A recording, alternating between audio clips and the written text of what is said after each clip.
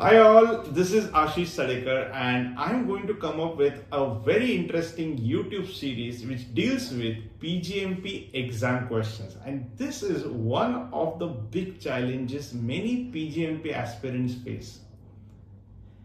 We have taken this initiative from what we do in our actual workshops. We have been doing this actual workshops of PGMP since 2017.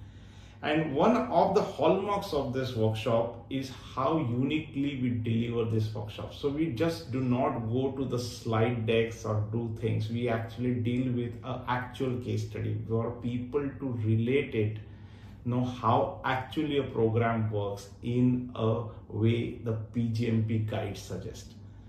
Why this is important? Because many of the aspirants do not relate with the PGMP concepts as they relate quite well with the PMP concept. So here we say that how you can actually answer the PGMP questions, and I selected a few questions for you for this video. So let's go in. First question. The first question is, program A has been cancelled. Program B relies on benefits achieved from two of the projects within the program A. So program A is cancelled. There are two projects which another program can derive some help on that. So this is one sentence. You can read it in your YouTube screen as well. The management is transferring these two projects into program B so they can be completed. The two projects are 50% and 70% complete respectively. So they are in progress, they are not yet finished. The projects of the program B here use a different set of reporting methods, standards and tools from program A. So this is the scenario. There are two questions based on this scenario. So if I had to look, you need to see what, before going to the question, understand the scenario. What are the keywords? I think the keyword in this sentence is here that management is transferring these two projects into program B so they can be completed. Now, management here in the program context is the governance board. So I decided to give these two projects to program B, and therefore you can derive or reap the benefits which are outputs of the project for the program B. Now, the two questions. First question, which of the following is the best option for the program manager of program B to pursue? So it's asking, out of the following, which is the best option for program B manager which is currently running to pursue? Option A, train program A manager and the project managers and the team with the program B standards and implement the changes necessary to have the two new projects perform the same as other projects within program B. Now here, friends, what you need to understand is, we follow a process of elimination. So what is this process of elimination? Process of elimination is, rather than finding the right answer, find the wrong answer.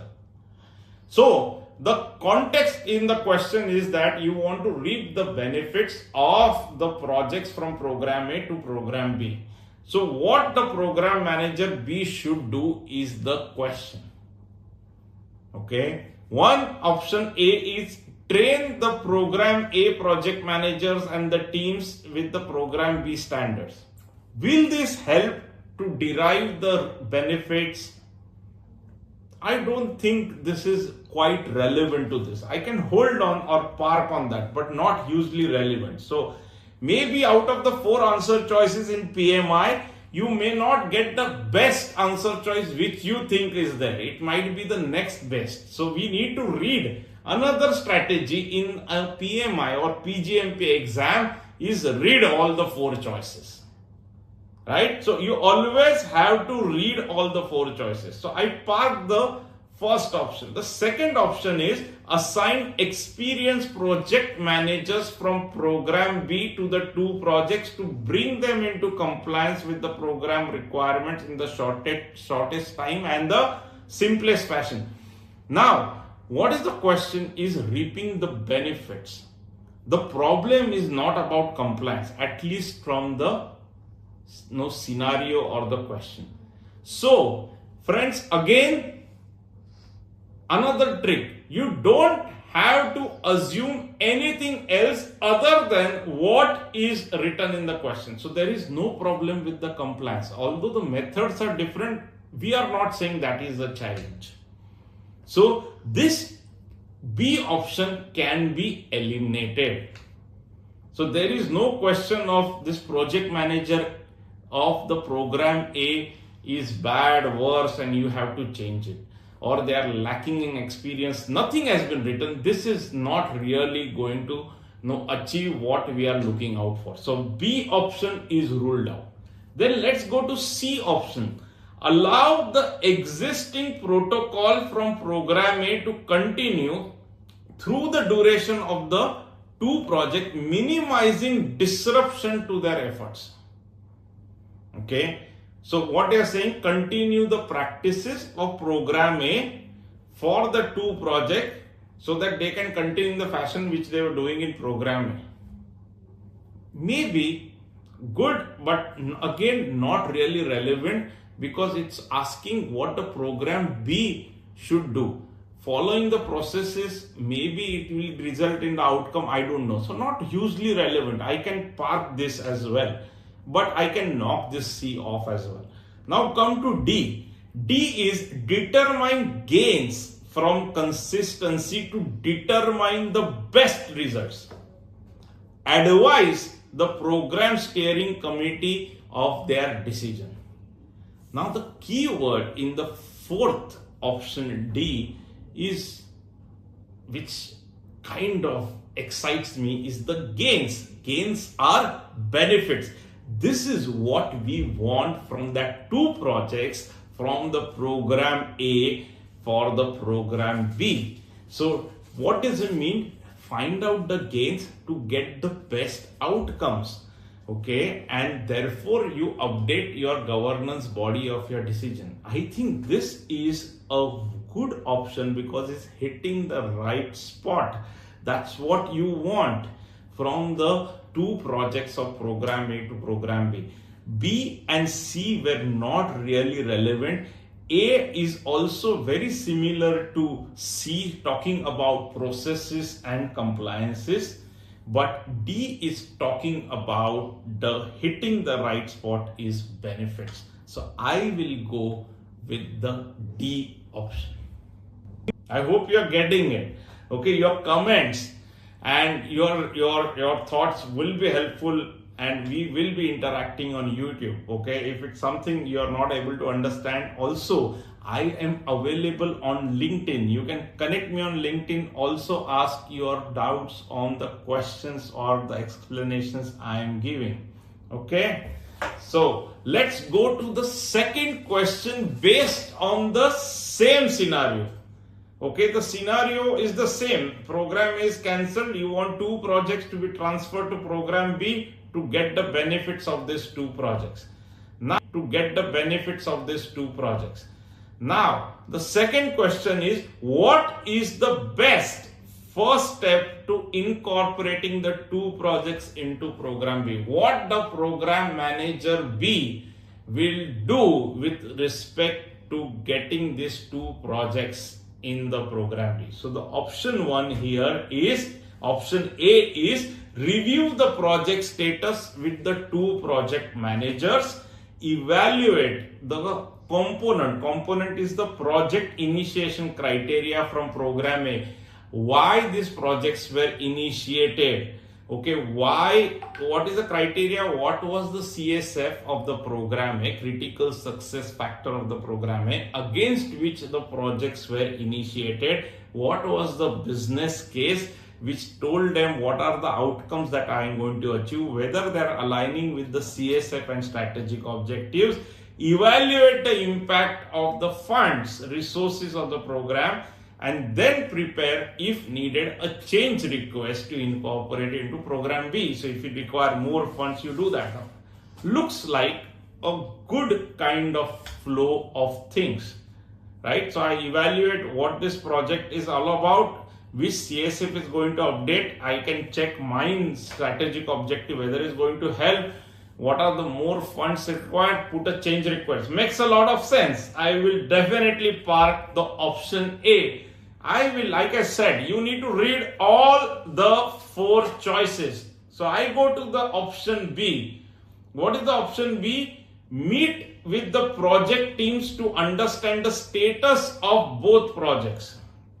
So same as the earlier one, review the status, okay.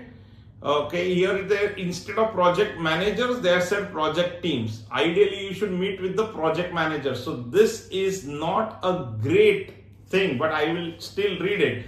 Develop a charter and hold a chartering status to discuss the overall status of the program B. So you don't have to discuss the status of the overall program with the project teams of the project program A, whoever is that, and then develop a charter. What is the charter? Charter is actually a project charter, authorizes a project manager. I don't think it is relevant here, right? So also discuss additionally program B policies, procedures, structure, implementation and overall benefit. What this program B is all about, good thing to do, but not really is the first step to do that. We can discuss during the course. So I don't think this project teams is a keyword. I will reject it. Charter is another keyword. I will reject it. Discussing the status of program B, another thing not relevant. I will discard it. Okay, the policies procedure would be okay, but still the other factors I don't think is a good flow. So I will remove the option B. Process of elimination, this is removed. I go to C. He says C is convene the program steering committee to discuss the 2 projects and brief them on the status, methods of incorporation and impacts and benefits from the transition into the program. So before discussing with the project managers, you are directly going as a first step to discuss with the program steering committee. So I think evaluation is necessary, and then you discuss with the data with the program steering committee. So this flow may not be good as a first step. I will go with the D option. So C also doesn't look to be good. A is certainly much better than C. Go with the D. Meet with the executive sponsor to get input on how best to incorporate the 2 projects into program B. Certainly not. Executive sponsor is a member of the steering committee or the governance board. You do not have to deal with him separately. This option is definitely ruled out. So the option which remains is A, which strongly comes out of the 4 options. So this is how you will try to answer the question. I hope you are with me with this. I'm coming with more questions now.